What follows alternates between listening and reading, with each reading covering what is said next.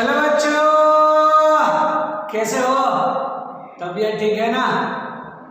अच्छा, चलो હવે આપણે ચેપ્ટર નંબર 9 ને રિલેટેડ લંબાઈ, તેના કદ અને તેના આકારને રિલેટેડ આપણે જુદા જુદા પ્રકારના સ્થિતિસ્થાપકતા અંકો લીધેલા છે. જેમ આપણે યાદ કરીએ તો લંબાઈને રિલેટેડ યંગ મોડ્યુલસ, તેના આકારને રિલેટેડ આપણે કહીએ છીએ આકાર સ્થિતિસ્થાપકતા અંક અથવા તો એને દ્રઢતા અંક કહીએ છીએ, અને કદ સ્થિતિસ્થાપકતા અંક માટે કીધું છે બલ્ક મોડ્યુલસ, અને તેનો વ્યસ્ત આપણે દબનીયતા પણ લીધેલું છે. તો આ થયા પ્રતિબળ અને વિકૃતિના ગુણોત્તરને રિલેટેડ જુદા જુદા સ્થિતિસ્થાપકતા અંકો. ચલો હવે એ સ્થિતિસ્થાપકતા અંક પરથી આપણે એક વસ્તુ એક્સ્ટ્રા એક વિચારીએ કે જે આજે આપણે ડિસ્કશન કર્યું છે, પોઇસનનો ગુણોત્તર.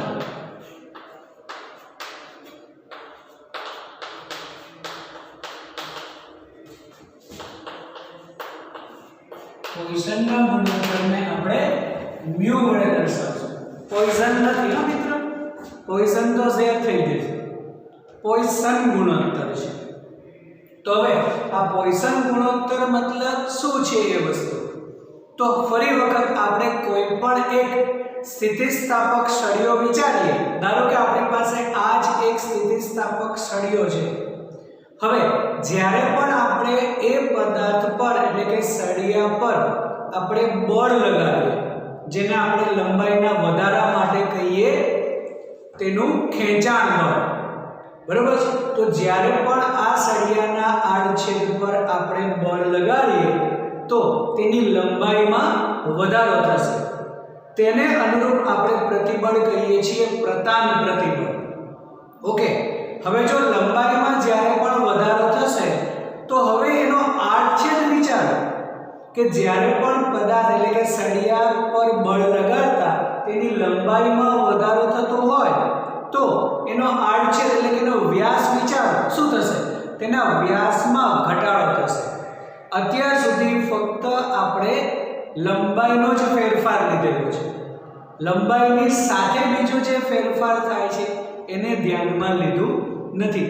પરંતુ પોઇસન નામના વૈજ્ઞાનિકે એવું નોંધેલું છે કે જ્યારે પણ કોઈ પણ પદાર્થ પર પ્રતાન પ્રતિબળ લગાડવામાં આવે, પ્રતાન પ્રતિબળ મતલબ તેને બળ લગાડતા તેની લંબાઈમાં વધારો કરવામાં. તો બળ લગાડીએ, એના આડછેદ પર બળ લાગે છે, મતલબ તેની લંબાઈમાં વધારો થશે તો તેના આડછેદમાં ઘટાડો થાય છે. હવે શબ્દ એ રીતે વાપરેલો છે અહીંયા કે ડાયરેક્ટ આડછેદનો ઘટાડો નહીં, પરંતુ લંબાઈને લંબ એવા પરિમાણ. તો લંબાઈને લંબ પરિમાણ એટલે શું થયું? આડછેદ થયો કે નહીં? જો ફરી વખત સાંભળો કે સળિયા પર બળ લગાડતા, ખેંચાણ બળ લગાડતા તેની લંબાઈમાં વધારો થાય છે, અને લંબાઈને લંબ એવા પરિમાણમાં ઘટાડો થાય છે.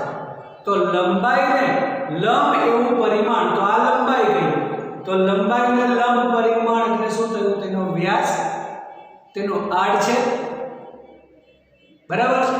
તામ બળ લગાડતા લંબાઈમાં વધારો થાય તો લંબાઈને લંબ એવા પરિમાણમાં ઘટાડો થશે. ઓકે, તો એના આડછેદમાં ઘટાડો થાય છે. હવે જો દાબીએ બળ લગાડીએ તો દાબીએ બળ લગાડતા શું થશે? તો દાબીએ બળ લગાડતા લંબાઈને લંબ એવા પરિમાણમાં વધારો થશે, કેમ કે દાબીએ બળ લગાડીએ તો લંબાઈમાં ઘટાડો થશે, સળિયાની લંબાઈમાં ઘટાડો, અને લંબાઈને લંબ એવું પરિમાણ એટલે કે આડછેદ તેના વ્યાસમાં વધારો થશે. તો આ જે વિકૃતિ આવશે, તો લંબાઈને લંબ એવું પરિમાણ જે આપણે આડછેદ કહીએ છીએ એટલે કે એનો વ્યાસ કહીએ છીએ, ત્રિજ્યા કહીએ છીએ, તેને પાર્શ્વિક વિકૃતિ કહે છે. અહીંયા એક શબ્દ વાપરેલો છે પાર્શ્વિક વિકૃતિ. તો એક આપણે કહીએ તેની સંગત વિકૃતિ અને પાર્શ્વિક વિકૃતિ. તો પહેલા આપણે સંગત વિકૃતિ પર ધ્યાન કેન્દ્રિત કરીએ. કે સંગત વિકૃતિ કોને કહેવાય? તો સંગત વિકૃતિ મતલબ લંબાઈને અનુરૂપ, કે જ્યારે પણ આપણે સળિયા પર બળ લગાડીએ તો તેની લંબાઈમાં જે વધારો થાય છે તો લંબાઈનો ફેરફાર અને તેની મૂળ લંબાઈનો ગુણોત્તરને આપણે સંગત વિકૃતિ કહીએ. અને લંબાઈને લંબ એવું પરિમાણ એટલે કે વ્યાસ તેને કહેવાય તેની પાર્શ્વિક વિકૃતિ.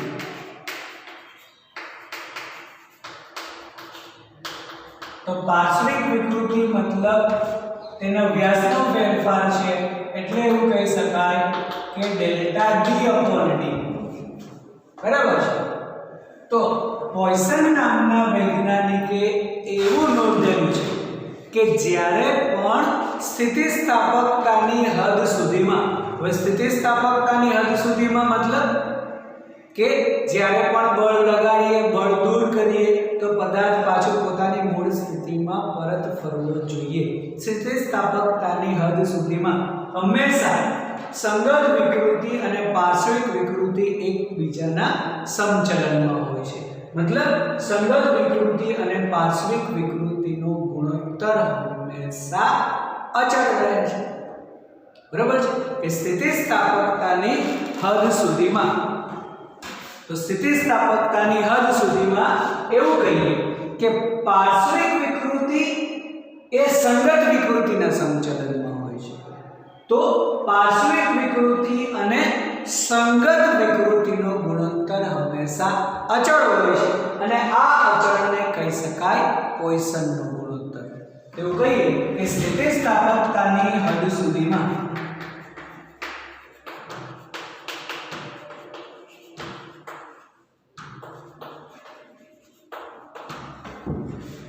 पार्श्विक विकृति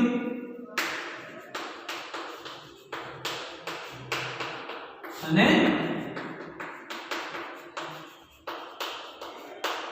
સંગત વિકૃતિનો ગુણોત્તર હંમેશા અચળ હોય છે, અને આ અચળને જ કહી શકાય પોઇસનનો ગુણોત્તર. મતલબ અચળ એટલે જ પોઇસનનો ગુણોત્તર મ્યુ.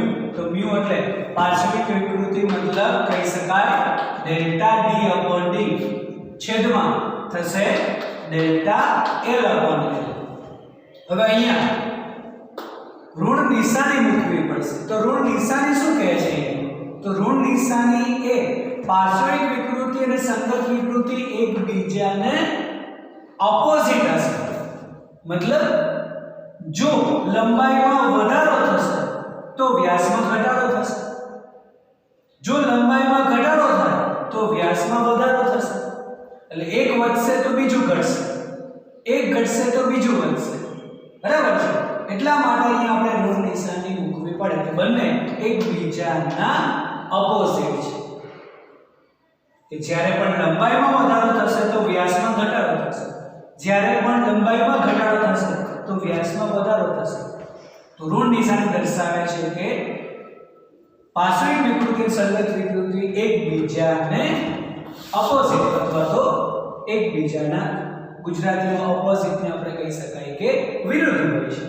તો એકબીજાની વિરુદ્ધ હોય છે એવું લખી શકાય. તો લખવાનું નહીં છે કે ઋણ નિશાની દર્શાવે છે કે પાર્શ્વિક વિકૃતિ સંગત વિકૃતિ એકબીજાની વિરુદ્ધ હોય છે. તો આ એક સમીકરણ. હવે આ સમીકરણમાં જો આપણે ડેલ્ટા ડી અપોન ડી લખવું હોય તો કહી શકાય કે it is minus mu delta L upon L. Okay? હવે આ સમીકરણને આપણે બીજા સ્વરૂપમાં, ત્રિજ્યાના સ્વરૂપમાં પણ લખી શકાય. વ્યાસ એટલે ત્રિજ્યાનું બમણું. તો અહીંયા 2r લખાય. તો અહીંયા પણ ફેરફાર એટલે 2r. તો 2 2 કેન્સલ થઈ જશે. તો આ ત્રિજ્યાના સ્વરૂપમાં લખવું હોય તો delta r upon r is equal to minus mu delta l upon l. બરાબર? હવે જો આમાં જ આપણે એક એક્સ્ટ્રા વસ્તુ વિચારીએ કે આપણી પાસે કોઈ પણ આ એક સળિયો છે, તો સળિયો એટલે હંમેશા નળાકાર થશે. ધારો કે આ સળિયો છે, એની લંબાઈ l છે, તો એનો આકાર તો નળાકાર જેવો જ થશે. કોઈ પણ સળિયો લો તેનો આકાર હંમેશા નળાકાર જેવો જ થશે. બરાબર છે? તો એના માટે આપણે એક સમીકરણ વિચારવું છે. તો આપણે એમ કહીએ કે કોઈ પણ સળિયા માટે, ધારો કે આ L લંબાઈનો સળિયો છે, તો એના પર આપણે જો બળ લગાડીએ તો આ જે આપણે સંગત અને પાર્શ્વિક વિકૃતિ મતલબ તેના કદમાં પણ ફેરફાર થશે. તો પહેલા આપણે આ સળિયાનું કદ વિચારી લઈએ. ચલો, તો કદ શું થઈ જશે? તો કહી શકાય પાઈ r સ્ક્વેર l. ઓકે, કેમ કે એનું છે r છેદનું ક્ષેત્રફળ અને લંબાઈનો ગુણાકાર એટલે સળિયાનું કદ થશે. હવે કદનો ફેરફાર આપણે વિચારીએ ડેલ્ટા v upon v. તો આ થઈ જશે ચેપ્ટર નંબર 2 મુજબ તેની ત્રુટિ. તો પાઈ અચળ છે, અચળમાં ફેરફાર થતો નથી, તો 2 છે, તો 2 આગળ થશે delta r upon r plus લંબાઈમાં છે delta l upon l. Okay, હવે આ ડેલ્ટા r upon r શું છે? Minus mu delta l upon l. તો શું લખી શકાય? Delta v upon v is equal to minus 2 mu delta l upon l plus delta l upon l. तो delta v upon v, delta l upon l ने जो common લઈએ તો આ થઈ જશે 1 minus 2 mu. એનો મતલબ કે અહીંયા આપણે જો કદનો ફેરફાર ક્યારે ઋણ આવશે નહીં, એટલે આનો આન્સર હંમેશા ધન મળવો જોઈએ. 0 મળે તો ચાલે, પણ ધન મળવો જોઈએ, ઋણ નહીં. તો એના માટે શું કહી શકાય? મ્યુ ની વેલ્યુ જે છે એ 1/2 કરતા વધુ હોવી જોઈએ નહીં. એટલે કે પોઈસનનો જે ગુણોત્તર છે, પોઈસનના ગુણોત્તરનું મૂલ્ય 0.5 કરતા વધુ ન હોવું જોઈએ. કે ક્યારે પણ પોઈસનના ગુણોત્તરનું મૂલ્ય 0.5 કરતા વધુ ન હોય, મતલબ પોઈસનનો ગુણોત્તરનું મૂલ્ય હંમેશા 0.5 કરતા ઓછું જ હશે. એટલે ખાસ યાદ રાખવાનું, MCQ ની અંદર ક્યારે પૂછાઈ શકે કે મહત્તમ મૂલ્ય કેટલું? તો 0.5 ચાલે, અથવા તો 0.5 કરતા ઓલવેઝ નાનું જ હોવું જોઈએ.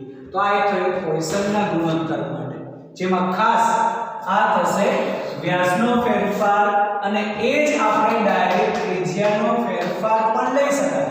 કેમ કે વ્યાસ એટલે ત્રિજ્યાનું બમણું, તો 2r લખાય, તો અહીંયા પણ 2r લખાશે, 2 2 કેન્સલ થઈ જશે. આ બંને સમીકરણ જે છે એ સરખા થશે, અને એક આપણે વ્યાપક સ્વરૂપે વિચારી લઈએ તો એક સમીકરણ મળશે જેમાં કહી શકાય કે પોઈસનના ગુણોત્તરનું મૂલ્ય 0.5 કરતા વધુ હોવું જોઈએ નહીં. ઓકે, ચલો હવે આના પછી આપણે એક બીજી મોસ્ટ ઇમ્પોર્ટન્ટ થિયરી કરવી છે. તે કહી શકાય કે તેની સ્થિતિસ્થાપકીય સ્થિતિ ઊર્જા. તો સ્થિતિસ્થાપકીય સ્થિતિ ઊર્જા કઈ રીતે મળશે આપણને? કે જ્યારે પણ કોઈ પણ પદાર્થ પર વિરૂપક બળ લગાડવામાં આવે, જેમાં આપણે મોટા ભાગે સળિયાની ચર્ચા કરીએ છીએ કે કોઈ પણ સળિયો છે મતલબ નળાકાર છે, તેના પર વિરૂપક બળ એટલે કે લંબાઈનો આપણે વધારો કરવો છે, એ પ્રકારેનું બળ લગાડીએ ત્યારે તેમાં પણ અંદર એક પુનઃસ્થાપક બળ ઉદ્ભવે છે.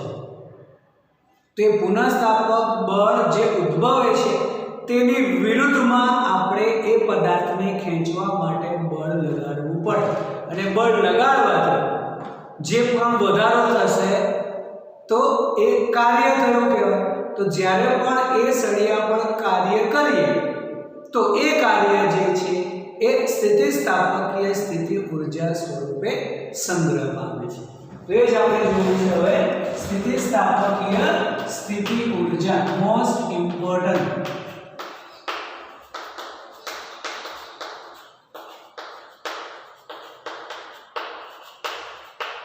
સ્થિતિસ્થાપકીય સ્થિતિ ઊર્જાને આપણે U વડે દર્શાવીએ.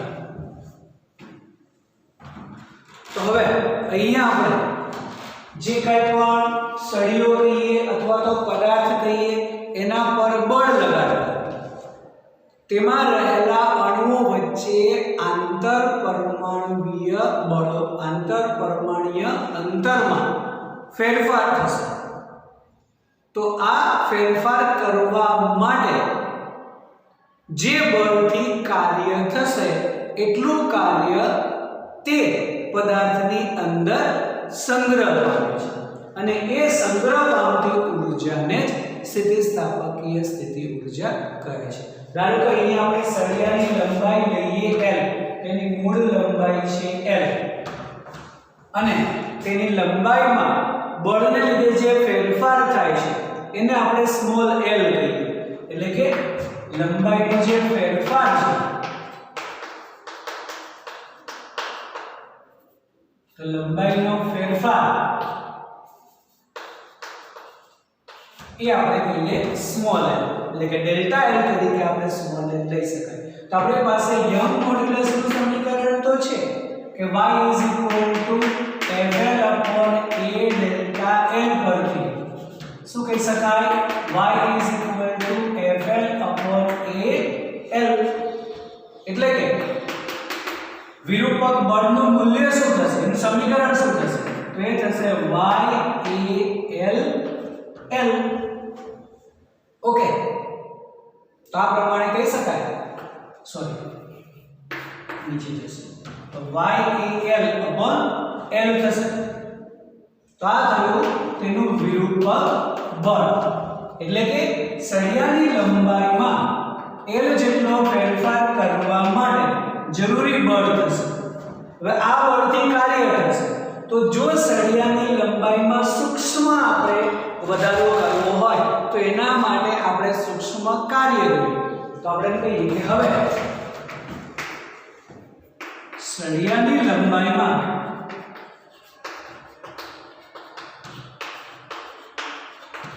સૂક્ષ્મ dl જેટલો ફેરફાર કરવા માટે કરવું પડતું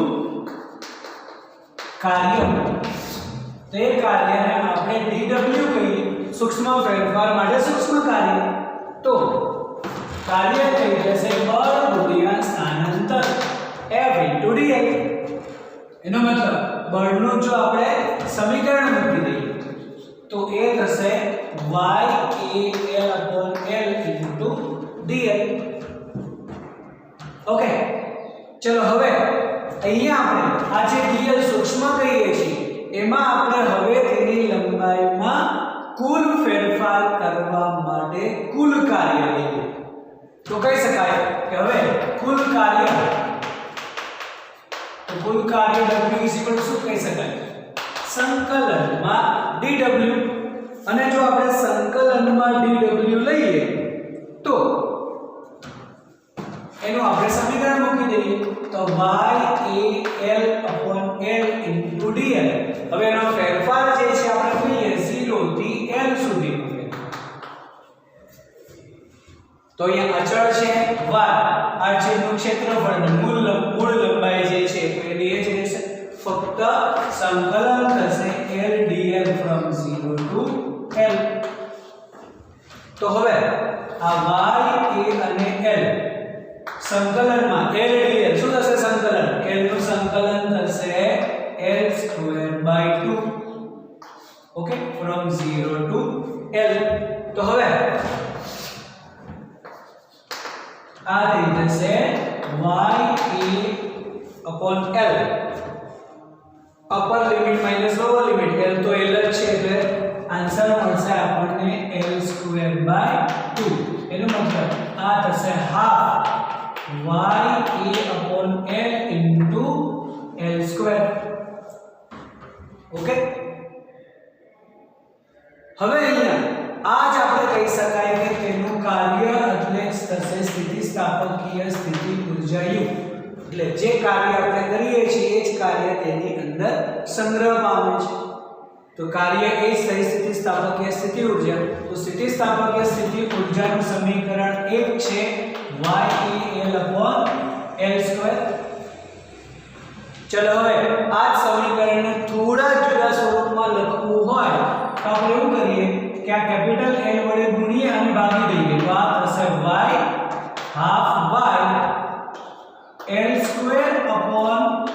L સ્ક્વેર ઇન્ટુ AL સમજાય છે y એના h L વડે ગુણીએ અને L વડે ભાગી દઈએ તો L ગુણીએ છે અહીંયા આવશે અને ભાગીએ છે L સ્ક્વેર થઈ જશે ચલો હવે u is equal to half આ y L જે અહીંયા આપણે કીધું છે લંબાઈનો ફેરફાર એટલે તેની લંબાઈનો ફેરફાર છે તો લંબાઈનો ફેરફાર છેદમાં મૂળ લંબાઈ એટલે એ કહી શકાય વિકૃતિ ઓકે આ થઈ જશે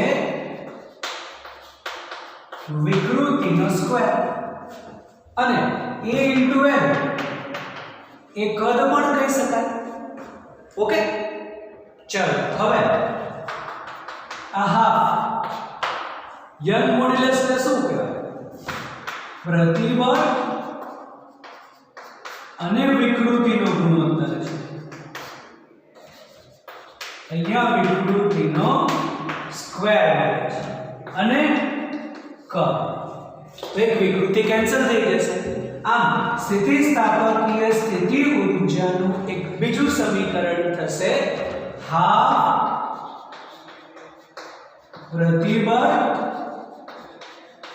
વિકૃતિ અને કદ તો સ્થિતિસ્થાપકીય સ્થિતિ ઊર્જા થશે હાફ પ્રતિબળ વિકૃતિ અને કદનો ગુણાકાર એમાં પણ હજી એક સ્ટેપ આપણે આગળ કરીએ કે જો આપણે આ કદને ભાગી દઈએ તો ઊર્જા ભાગ્યા કદ જેમ દળ ભાગ્યા કદ કહીએ છીએ ઘનતા જેને દળ ઘનતા કહેવાય બરાબર છે આ જ રીતે કોઈ પણ આપણી પાસે ભૌતિક રાશિ હોય ભાગ્યા કદ કરીએ તો તે ઘનતા મળશે મતલબ ઊર્જા ભાગ્યા કદ તો એ કહી શકાય ઊર્જા ઘનતા ઓકે તો ઊર્જા ઘનતાનું સમીકરણ છે હવે હું અહીંયા લખું છું છેલ્લું સમીકરણ અહીંયા તો ઊર્જા ઘનતા ક્યારે પણ એવું પૂછાય કે ઊર્જા ઘનતા એટલે શું તો ઊર્જા ભાગ્યા કદ તો ઊર્જા ભાગ્યા કદ કરીએ એટલે મળશે શું હાફ પ્રતિબળ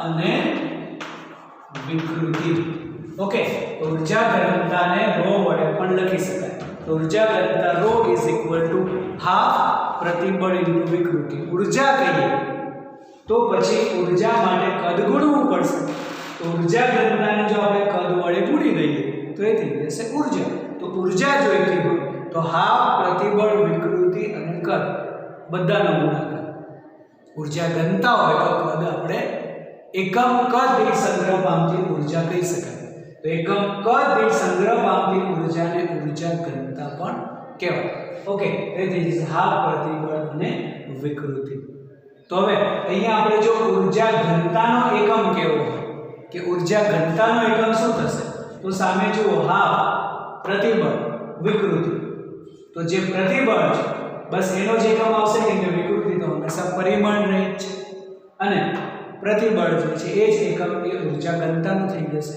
હા આગળ આપણે પોઈસનનો ગુણોત્તર કીધું તો પોઈસનના ગુણોત્તર જે છે એ બંને વિકૃતિનો ગુણોત્તર છે આથી પોઈસનનો ગુણોત્તર એકમ રહિત છે તો એકમ રહિત ભૌતિક રાશિમાં આપણે બધી જ જે રાશિ લીધી છે આગળ ઘણી બધી ભૌતિક રાશિ કીધી છે આપણે હા જે આપણે કહીએ છીએ સપ્લિમેન્ટરી ફિઝિકલ ક્વોન્ટિટીઝ પૂરક ભૌતિક રાશિ સ્ટીરેડિયનમાં આપણે ટૂંકમાં સમતલ કોણ ઘન કોણ કહીએ છીએ એ બધી એકમ રહિત છે આમાં એક ઉમેરી દઈએ જે થશે પોઈસનનો ગુણોત્તર પણ પરિમાણ રહિત છે એકમ રહિત છે અને એ જ રીતે હવે ઊર્જા ઘનતા જે કહીએ એ પણ પ્રતિબળને સમતુલ્ય મતલબ જે બધા સ્થિતિસ્થાપકતા અંગ છે એ પણ પ્રતિબળને સમતુલ્ય છે દબાણને સમતુલ્ય છે તો અહીંયા પણ આ ઊર્જા ઘનતાનો એકમ પ્રતિબળને એકમ જેવો જ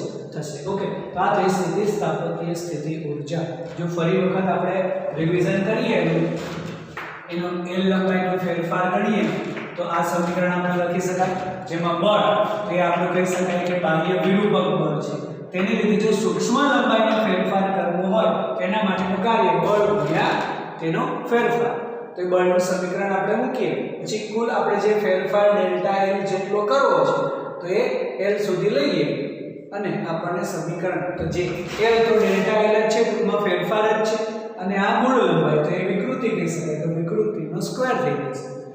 યંગ મોડ્યુલસ એ પ્રતિબળ અને વિકૃતિ છે. તો એ પ્રમાણે આપણને આ સમીકરણ પણ કહી શકાય. એના કરતા ઈઝી આ સમીકરણ થશે ઊર્જા માટેનું, અને ઊર્જા ઘનતા પૂછે તો પ્રતિબળ હાફ પ્રતિબળ ઇન્ટુ વિકૃતિ.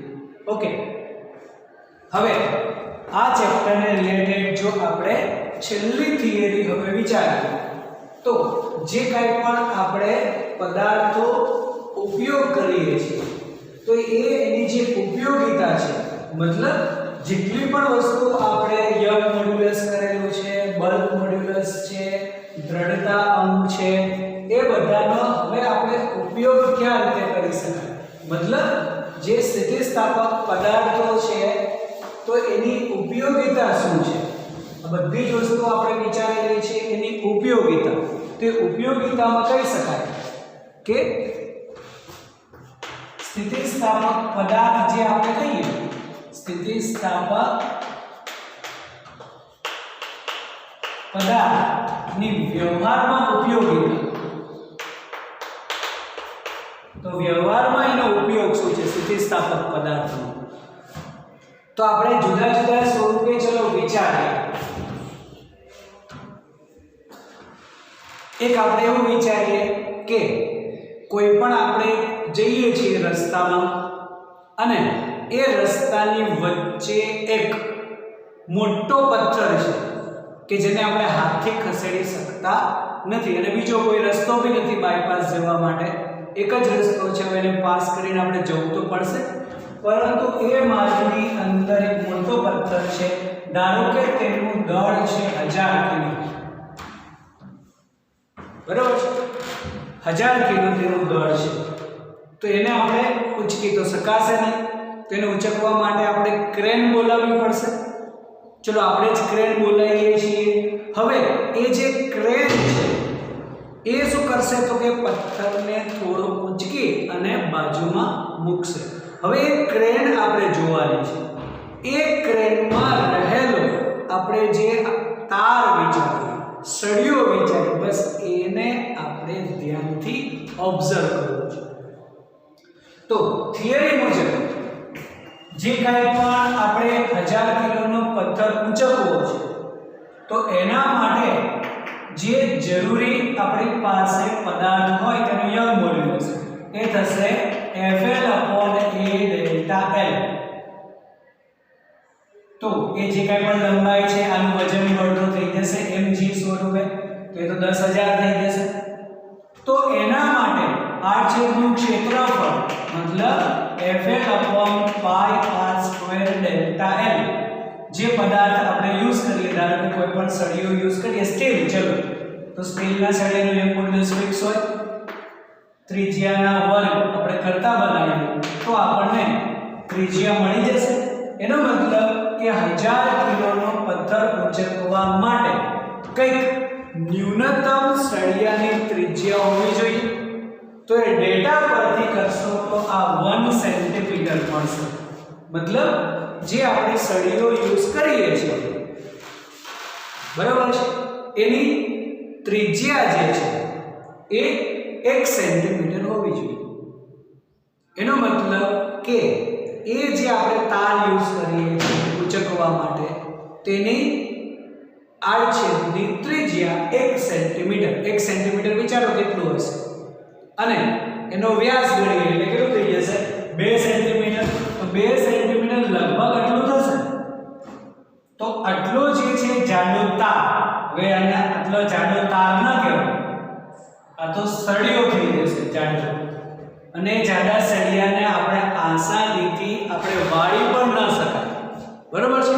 તો ન્યૂનતમ જાડાઈ તો આટલી હોવી જોઈએ. પરંતુ જે ક્રેન છે એમાં જે સળિયો યુઝ થાય છે એમાં તો આના કરતાં થોડી વધારે રાખવી પડશે આપણે જાડાઈ, કેમ કે એ જે ત્રિજ્યા છે 1 સેન્ટીમીટર એટલે કે વ્યાસ 2 સેન્ટીમીટર, તો એની જગ્યાએ પ્રેક્ટિકલી જે છે એનો વ્યાસ લગભગ 3 સેન્ટીમીટર હોય એવો ત્યાં આપણે તાર ઉપયોગ કરીએ છીએ. પણ આ તો જાડો સળિયો થઈ જશે, એને આપણે આસાનીથી વાળી પણ ન શકાય. તો પછી આને આપણે ઊંચકીને મૂકશું કઈ રીતે? તો જો ધ્યાનથી જોયેલું હોય એ ક્રેન જે છે એનો જે તાર છે ઊંચકવા માટે યુઝ થાય છે, એને જો ધ્યાનથી જોયેલો હોય તો શું હશે? તેની અંદર પતલા પતલા તાર હોય, એકદમ પતલા, બરાબર છે, એકદમ થીન વાયર્સ, પતલા તાર હોય, અને એ તારને ગૂંથી અને જાડો જે છે તાર બનાવેલો હોય, એને આંટીઓ ચડાવી દીધી હોય.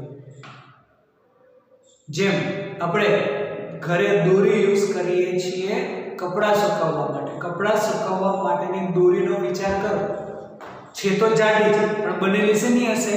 એ પતલા પતલા પ્લાસ્ટિકના તાર અને એને ગૂંથેલા હોય, બરાબર છે, તો એની મજબૂતાઈ વધી જશે, બરાબર. તો એ જ રીતે કરશે તો 3 સેન્ટીમીટર, પણ કઈ રીતે? એ પતલા તારનો ઉપયોગ કરી એને આંટીઓ ચડાવી દેશે, ગૂંથી દેશે અને જાડો એવો તાર તૈયાર કરવામાં આવે. તો આ થઈ તેની પહેલી ઉપયોગિતા, સ્થિતિસ્થાપકીય પદાર્થ માટેની પહેલી ઉપયોગિતા, કે આ રીતે આપણે વ્યવહારમાં તેનો ઉપયોગ કરીએ છીએ, જે પ્રમાણે જોઈએ છીએ એ પ્રમાણે આપણે બનાવી શકીએ, બરાબર છે. બીજી વસ્તુ કે જ્યારે પણ આપણે બ્રિજ બનાવવો હોય, પુલ બનાવવો હોય, એક જગ્યાએથી બીજી જગ્યાએ જવા માટે આપણે ઘણી બધી જગ્યાએ પુલ અત્યારે પણ બને જ છે સિટીની અંદર, બરાબર છે, અને અમુક જે બ્રિજ જે છે બનાવેલા પણ છે, જે બનાવેલા છે અથવા તો બને છે, બસ એનો વિચાર કરો.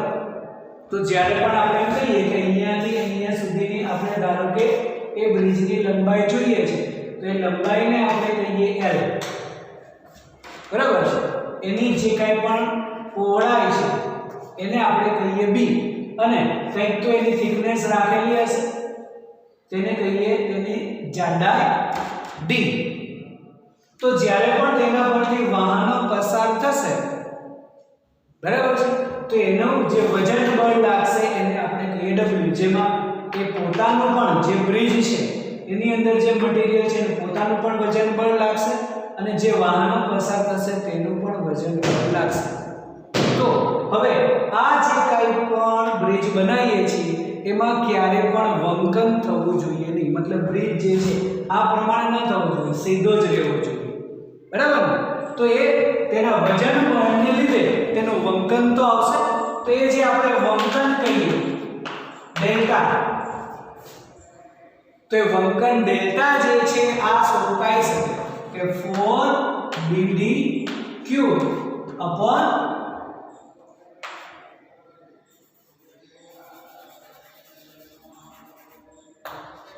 WL/BD³ upon 4. કચ નથી ના, WL³ upon 4BD².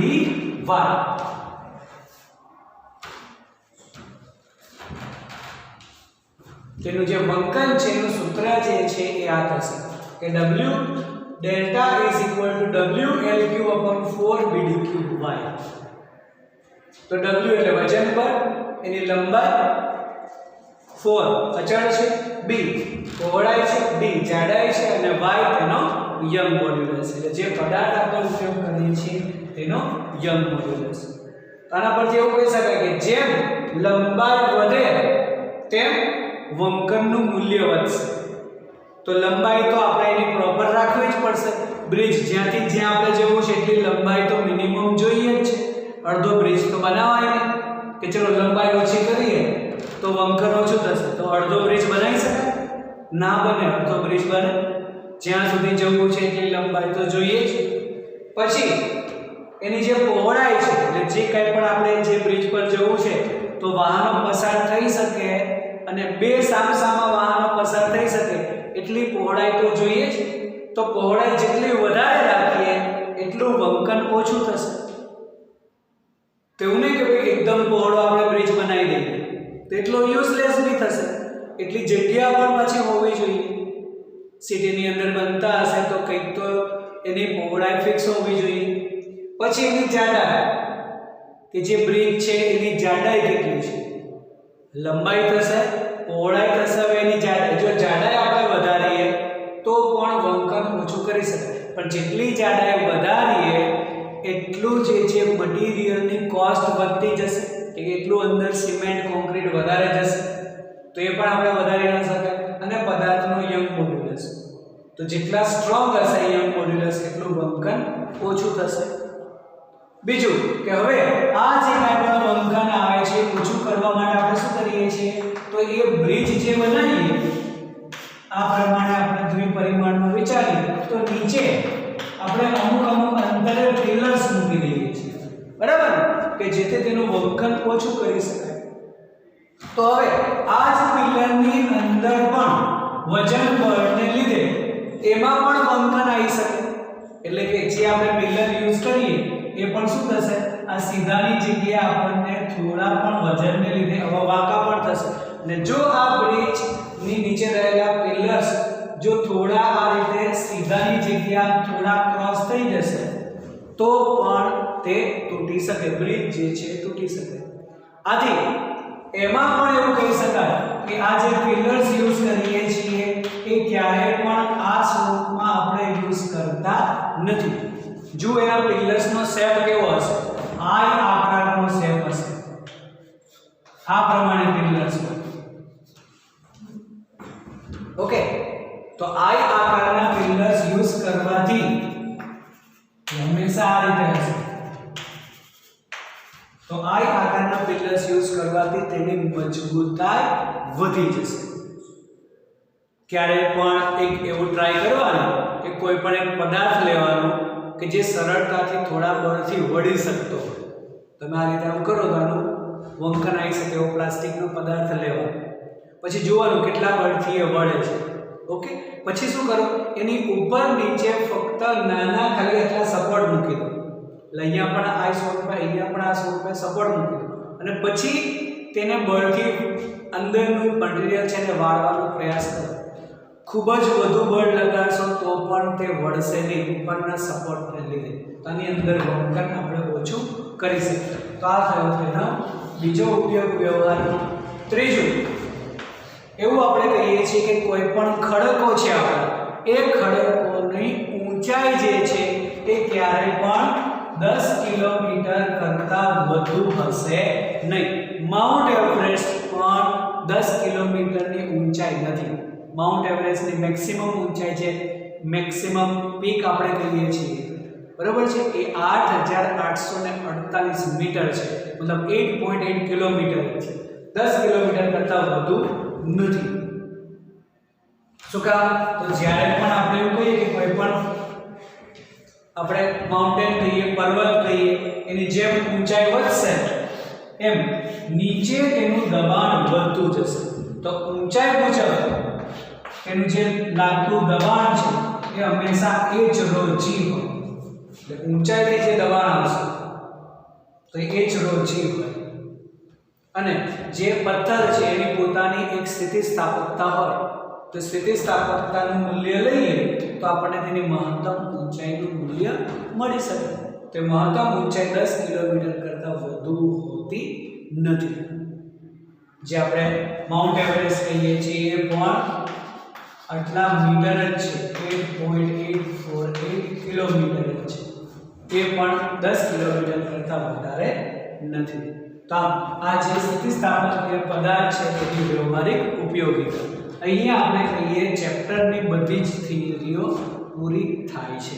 છેલ્લે આ જે થિયરી કહીએ છીએ ફક્ત આપણા માટે ઇન્ફોર્મેશન માટે જ છે, બરાબર છે, ફક્ત વાંચવાની. જેમાં એક આ સમીકરણ છે, આ યાદ રાખવાનું વંકન માટે, અને એની મહત્તમ ઊંચાઈ યાદ રાખો, બાકી કોઈ જ વસ્તુ બીજી જરૂરી નથી.